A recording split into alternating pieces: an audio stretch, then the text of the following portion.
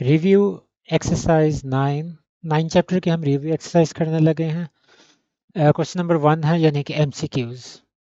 MCQs में हमेशा से जिस तरह करवाता हूँ मेरा अंदाज थोड़ा डिफरेंट है। मैं इनको आपको समझाता हूँ ताकि आप, क्योंकि मार्क करना बहुत आसान है, वो आप बुक के पीछे से देख के भी मार्क कर सकते हैं। असली चीज़ है इन चीज़ों को समझना, ताकि फॉर एग्जांपल वो एक लफ्ज़ चेंज कर दें, थोड़ी सी वर्डिंग चेंज कर दें, तो आपको फिर भी पता हो कि आप उसको स्टेटमेंट को पढ़ें कि वो कहना क्या चाहता है, आपसे पूछ क्या रहा है। तो पहली चीज है, if two polygons are similar then what should be equal। इसको ऐसे देखते हैं।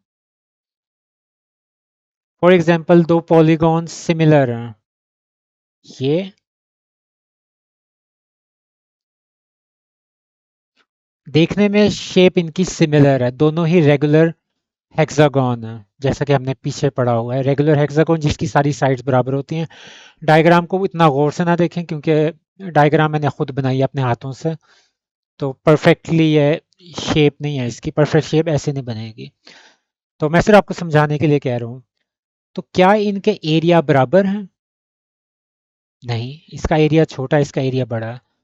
तो आपकी ये ऑप्शन तो गई, ये तो नहीं हो सकती। क्या इनके वॉल्यूम बराबर है? फॉर एग्जांपल आप पॉलीगॉन एक 3D शेप में ले लें, क्या उनके वॉल्यूम बराबर होंगे? नहीं होंगे। एक आपके पास छोटा ग्लास और एक आपके पास उसी शेप का बड़ा ग्लास होता है, तो क्या उनके वॉल्यूम बराबर है? क्या उनमें बराबर पानी आप भर सकते हैं? नहीं भर सकते। तो वॉल्यूम वाली भी बात गई। तीसरी चीज है कि क्या उनकी साइड्स बराबर हैं? ये देख लें, इसकी छोटी साइड होगी, इसकी यही वाली बड़ी साइड होगी। ये तो हम पढ़ रहे थे पहले भी कि L1 और L2 जब आप रेशो निकालते थे तो एक बड़ी होती थी और एक छोटी होती थी साइड। तो आपकी ये ऑप्शन भी गई। तो इसका मतलब ये तीनों ऑप्शन गई, तो बचा कौन सा? Their corresponding angle are equal. ये ऑफ कोर्स, क्योंकि एंगल आपका चेंज नहीं होता। अगर यहाँ फॉर एग्जांपल 120 डिग्री है, तो इसका यहाँ से लेके यहाँ तक एंगल भी 120 डिग्री होगा। चाहे जैसा मर्जी हेक्सागोन आप बनाएं, रेगुलर हेक्सागोन, उसका इंटीरियर एंगल हमेशा 120 डिग्री ही होगा। चाहे आप बड़ी शेप के अंदर बना लें, एक लॉन जितना बड़ा हेक्सागोन बनाए, लेकिन वो रेगुलर होना चाहिए, तो उसके जो एंगल्स होते हैं वो चेंज नहीं होते। तो पहले का आंसर है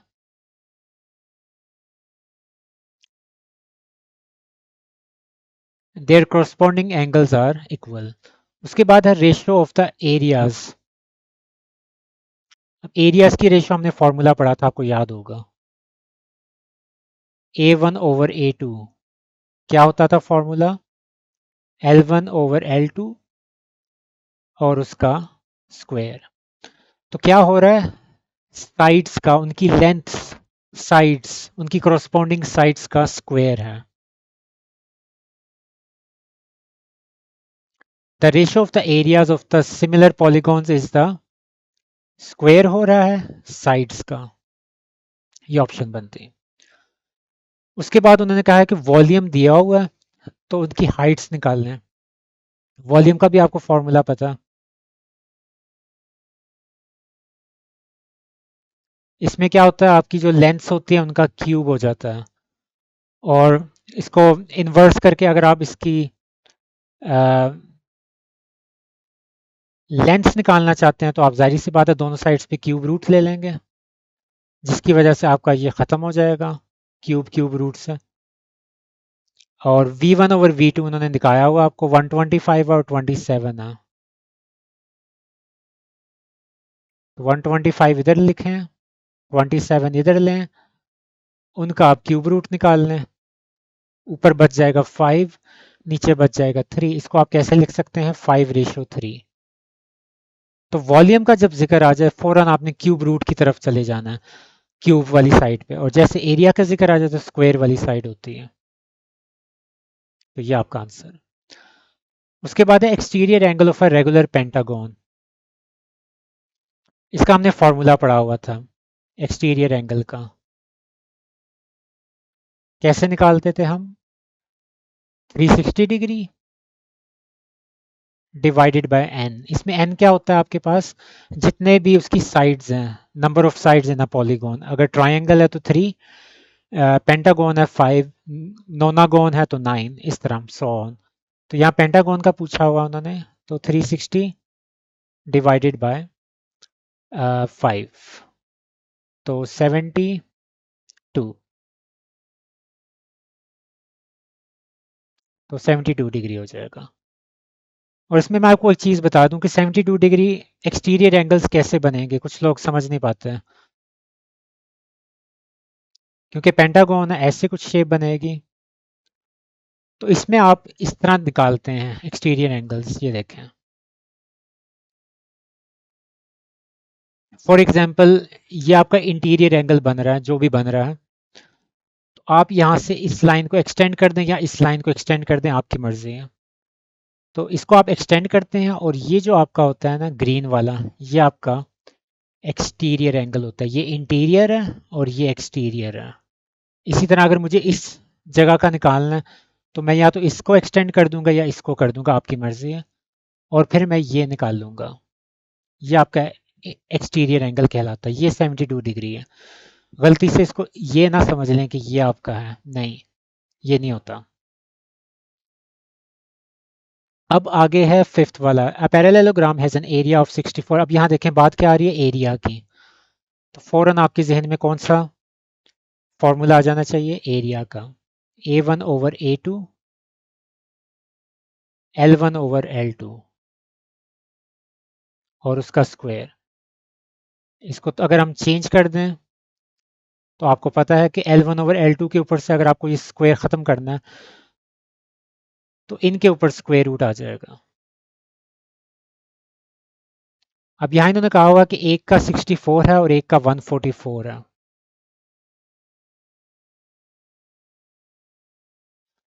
तो ले लें स्क्वायर रूट, 64 का 8 हो जाएगा, 144 का 12 हो जाएगा। ये चीज़ें बन रही हैं L1 और L2, ये उसकी वैल्यूज़ आ गई।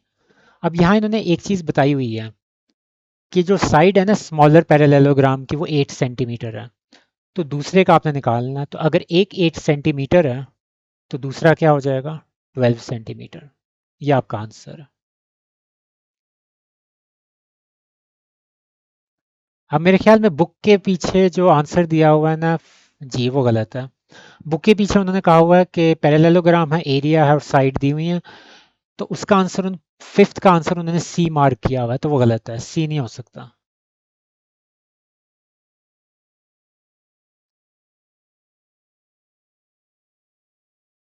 अगर इसकी रेशो भी निकाल लें, फॉर एग्जांपल हम इसकी रेशो निकाल लेते हैं,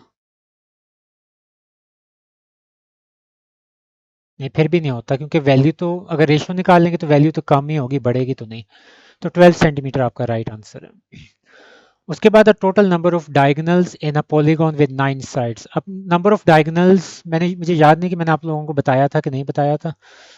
नंबर ऑफ डायगोनल्स निकालने का ना एक फार्मूला होता है, उसको मैं थोड़ा सा एक्सप्लेन भी कर दूंगा आपको, कि रट्टा नाम आ रहे हैं डायगोनल्स का फार्मूला।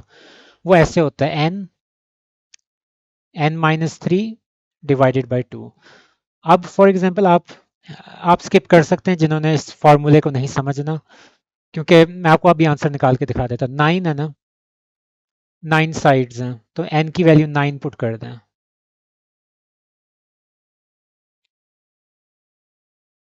तो ये आपके पास 18 आ जाएगा। तो नहीं नहीं, ये गलत हो गया, ये गलत हो गया।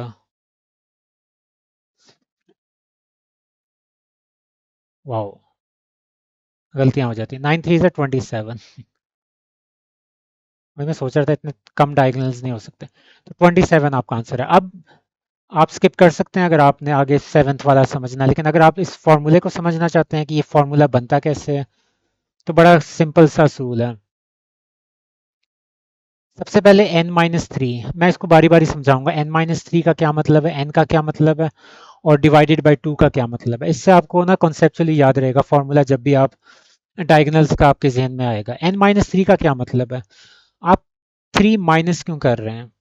फॉर एग्जाम्पल आपके पास एक ये चीज है, आप इस पॉइंट पे खड़े हैं, इसको ए पॉइंट कह देते हैं। अब मैं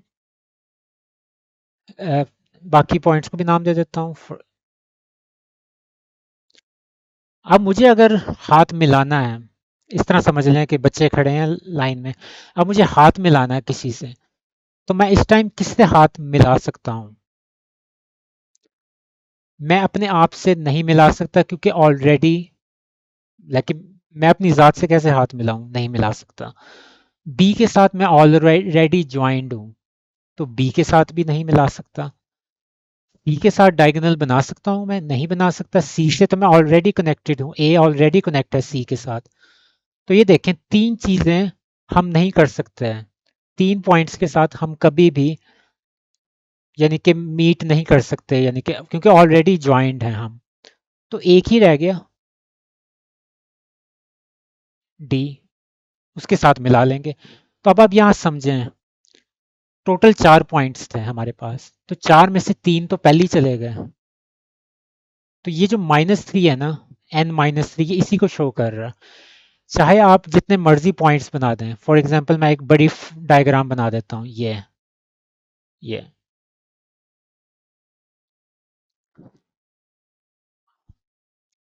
ए B C D E F जी।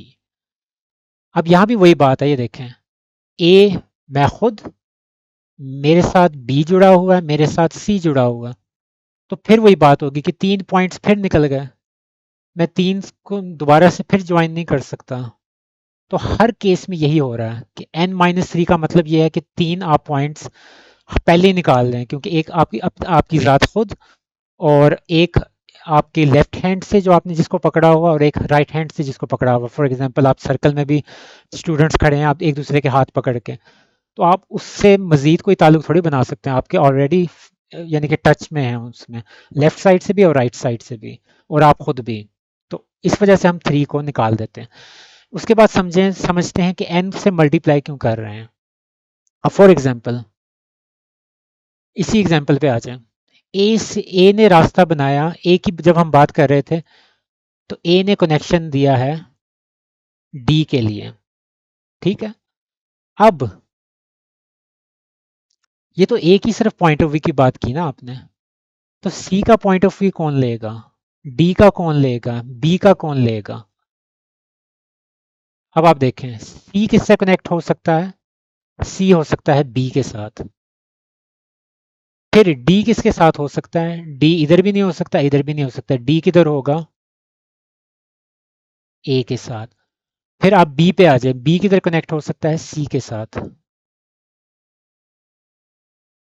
ठीक हो गया, यानी कि इसका मतलब है कि आपने ये जो n मल्टीप्लाई कर रहे हैं ना, जितने भी हों, अगर 4 है तो आप बारी बारी हर एक का पर्सपेक्टिव उठा रहे हैं कि तुम्हारे पास कितने डायगोनल हैं, तुम्हारे पास कितने डायगोनल हैं, तुम्हारे पास कितने, तुम्हारे पास कितने। तो चारों के आप बता रहे हैं कि डायगोनल कितने हैं। तो यहाँ तक आपके पास डायगोनल्स आ जाएंगे। तो फिर 2 से डिवाइड करने का क्या मकसद है? इसकी वजह बताता हूँ। एक ये लाइन लगाई है मैंने इधर, ए से डी तक। आप क्या बता सकते हैं कि ए से डी लाइन लगाऊं या डी से ए लाइन लगाऊं? काउंट तो वो एक ही होगा ना, डायगोनल तो डायगोनल है।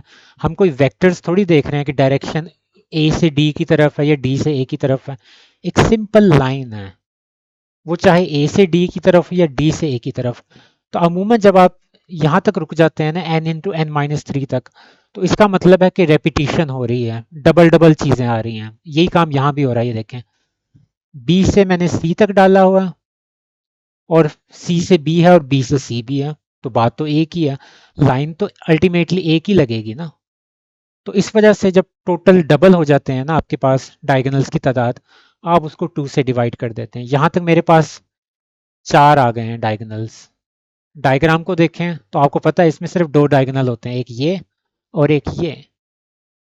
तो 4 डिवाइडेड बाई 2 कर देते हैं तो 2 रह जाते हैं। तो इस वजह से हम आखिर में इसको 2 से डिवाइड करते हैं। तो यहाँ तक आपकी एक्सप्लेनेशन ख़त्म हुई है इस फार्मूले की।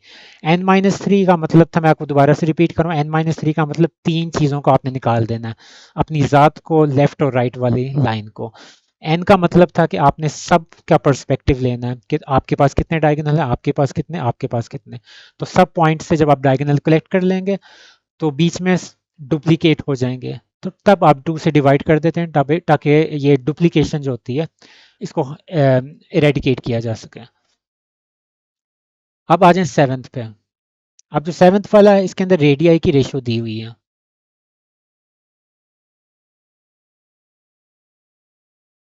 4:5।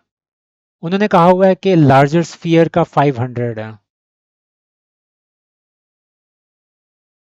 अब ये लार्जर है तो यहां मैं इसको इस तरह करूंगा, ये 500, ठीक है, पाई।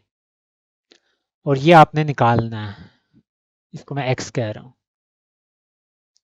तो फॉर्मूला अप्लाई कर देते हैं, R1, बल्कि A1 ही रहने दें।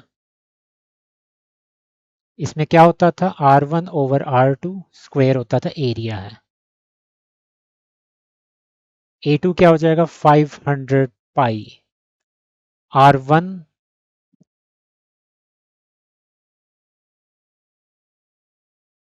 बल्कि यहां मैं वैल्यू पुट कर देता हूं।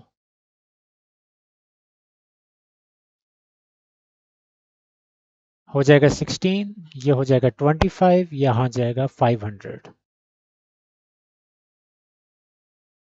20, 16 मल्टीप्लाई बाय 20, 320 पाई। तो ये आपके स्मॉलर जो है ना स्फीयर, उसका आ जाएगा आपका एरिया किधर है, 320।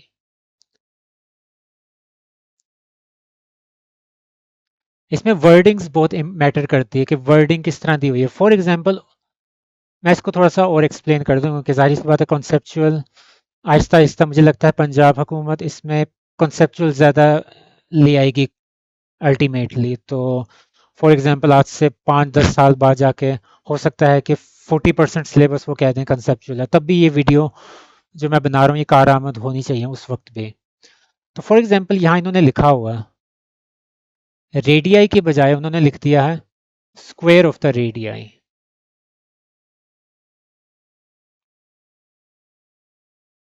यानी कि उन्होंने पहले से ही स्क्वायर कर दिया उसका।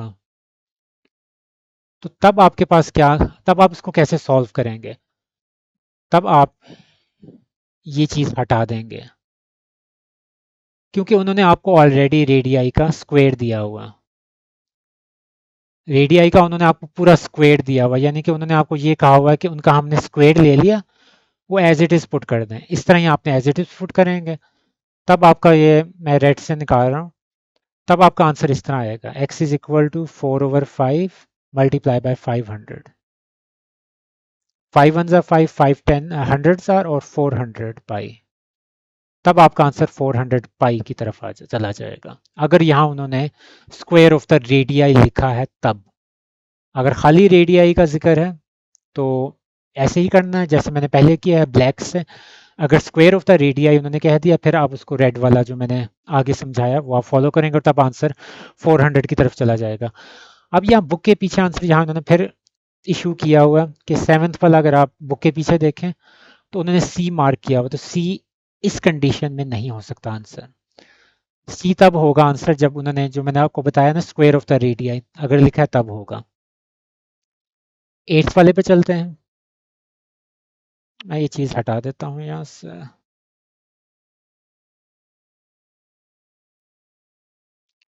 एट्थ वाला है a regular polygon. A regular polygon has an exterior angle. अब एक्सटीरियर एंगल का आपको फॉर्मूला आना चाहिए।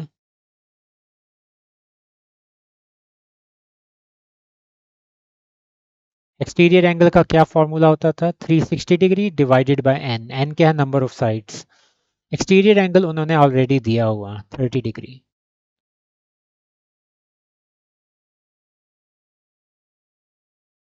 एन इधर आ जाएगा, 30 डिग्री उसके नीचे चला जाएगा,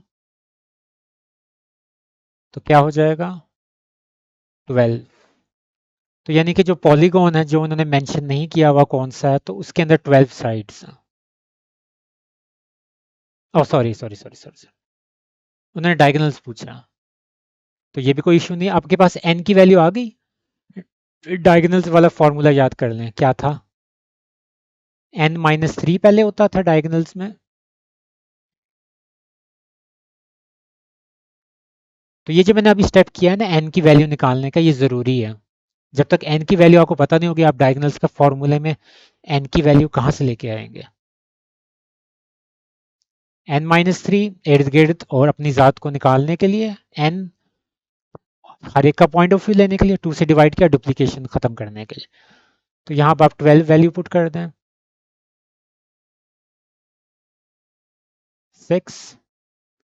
6 इंटू 9 54, तो 54 डायगोनल्स होंगे।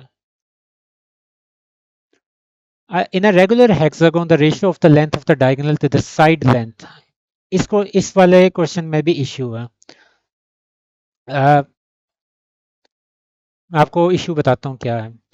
मैं आपको पहले हेक्सागोन ड्रॉ करके दिखाता हूँ। ये रेगुलर हेक्सागोन है। अब डायगोनल यहाँ डिफाइंड नहीं है कि डायगोनल किसकी बात कर रहे हैं। यहाँ इन्होंने लिखा लेंथ ऑफ द डायगोनल।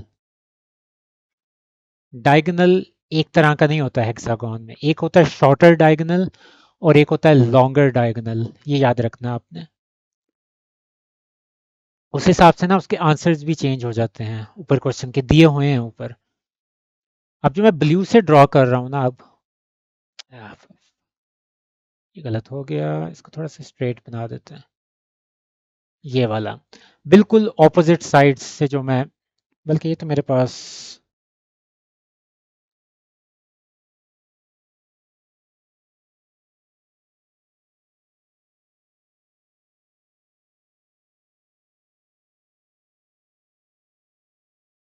ये तो ये जो मैंने बिल्कुल ऑपोजिट साइड को मिलाया है ना, इसको हम कहते हैं लॉन्गर डायगोनल।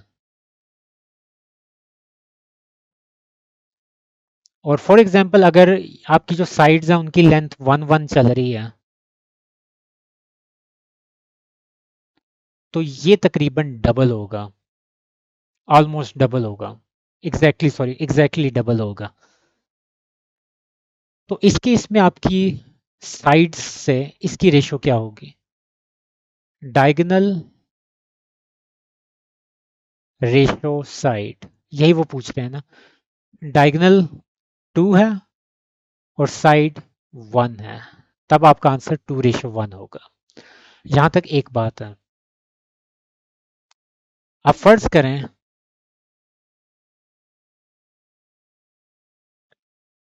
वो कह रहे हैं ये, क्योंकि डायगोनल तो ये भी है अब, लेकिन ये डायगोनल है √3। कैसे निकलता है ये मैंने शायद पहले बताया था कि इसके अंदर, ये आपका स्कोप नहीं है, इसके अंदर लॉ ऑफ साइंस वगैरह यूज किए जाते हैं, जो मैंने पर्सनली इसको चेक किया था, वेरीफाई किया था। √3, तो ये इसमें लॉ ऑफ साइंस मैंने लगाया था, A over sine alpha, B over sine beta. वो फर्स्ट ईयर वगैरह में यूज होते हैं, अभी नहीं। तो अभी इतना समझ लें कि इसमें √3 आ गया। डायगोनल लेंथ अभी भी वही रख लें, 1 1 1, क्योंकि रेगुलर हेक्सागोन है। तो ये जो होता है ना, ये आता, इसको हम कहते हैं शॉर्टर डायगोनल।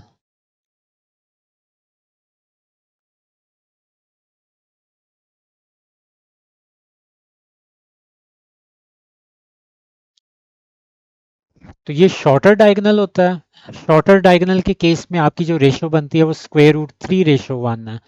लेकिन अगर लॉन्गर डायगोनल होता है तो उस केस में आपके पास ये चीज बनती है 2:1। तो यहाँ अब इन्होंने क्योंकि मेंशन नहीं किया और बुक के जो आंसर है उसके अंदर 2:1 है, तो उसी के साथ चलते हैं। क्योंकि मैंने कुछ जगहों पे पढ़ा था कि अगर उन्होंने मेंशन नहीं किया हुआ तो प्रेफरेबली यही है कि वो लॉन्गर डायगोनल की बात कर रहे हैं। लेकिन इन केस अगर वो शॉर्टर डायगोनल का भी पूछते हैं तो आपको पता होना चाहिए। आखिरी है, a regular polygon has an interior angle। ये सिंपल क्वेश्चन है।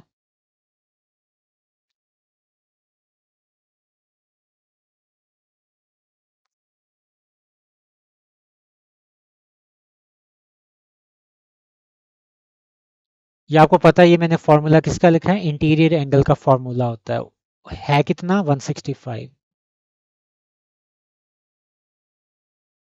तो इसको यहाँ सॉल्व कर लेते हैं। 180n -2 multiply by 180 360। ये n इधर आ रहा है ना, उसको दूसरी साइड पे जाके मल्टीप्लाई करवा दें, तो 160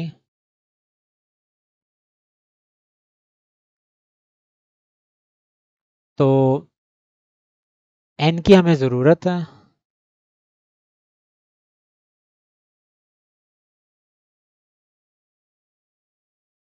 थ्री सिक्सटी को दूसरी साइड पे ले जाएं, ये बच जाएगा 15 डिग्री। n की वैल्यू निकालनी है तो 15 नीचे जाके डिवाइड हो जाएगा, 2 4 24। हाँ साइड्स ही पूछा था ना, n, हाँ n की वैल्यू आ गई यानी कि साइड्स। तो ये आपका क्वेश्चन नंबर 1 कंप्लीट है।